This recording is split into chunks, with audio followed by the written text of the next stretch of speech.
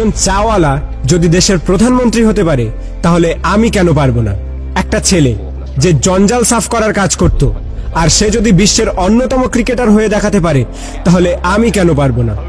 একটা মানুষ কোনো ডিগ্রি ছাড়াই শুধুমাত্র পেট্রোল পাম্পে কাজ করে ইন্ডিয়ার বেস্ট বিজনেসম্যান হতে পারে তাহলে আমি কেন পারবো না? হাই স্কুলের বাস্কেটবল টিম থেকে বাদ দিয়ে দেওয়ার পরেও যদি সে দুনিয়ার বেস্ট বাস্কেটবল প্লেয়ার হতে পারে তাহলে আমি কেন পারবো না? কিছু লোক কলেজ ড্রপ আউট করার পর নিজের কোম্পানিতেই কলেজের টপারদের হায়ার করতে পারে তাহলে আমি কেন পারবো না?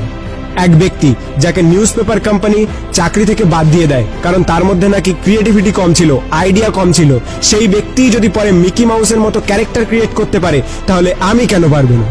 একটা মানুষ যার গার্লফ্রেন্ড তার সাথে ব্রেকআপ করে নেয় এবং তাকে সমস্ত সোশ্যাল সাইট থেকে ব্লক করে দেয়, কিন্তু সেই ব্যক্তি পরে দুনিয়ার সব থেকে বড় সোশ্যাল নেটওয়ার্কিং সাইট ফেসবুক বানিয়ে দিতে পারে তাহলে আমি কেন পারবো না? এক ব্যক্তি 999 বার ফেল হওয়ার পরেও হার না মেনে 1000 বারের মাথায় বাল্ব আবিষ্কার করতে পারে তাহলে আমি কেন পারবো না? দুবার বিজনেসে ফেল হওয়ার পরে ডিপ্রেশনে গিয়ে পরপর 8 বার ইলেকশনে হেরে গিয়ে 9 বারের মাথায় আমেরিকার প্রেসিডেন্ট হতে পারে তাহলে আমি কেন পারবো না?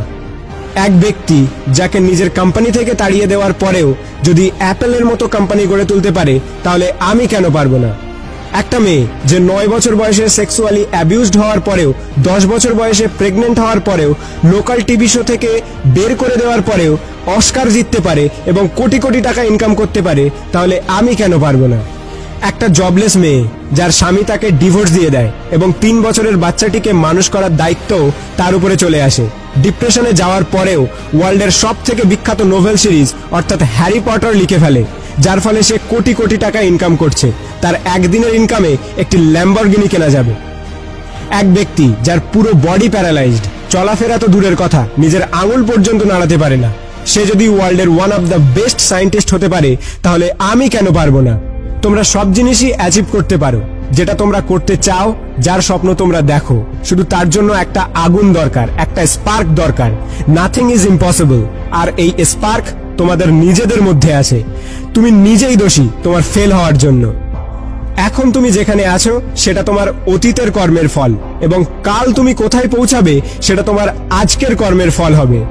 আমার তরফ থেকে সবাইকে অল দ্য বেস্ট। যদি ভিডিওটি ভালো লাগে তাহলে লাইক করো, শেয়ার করো, আর তোমার মতামত কমেন্ট করে জানাও।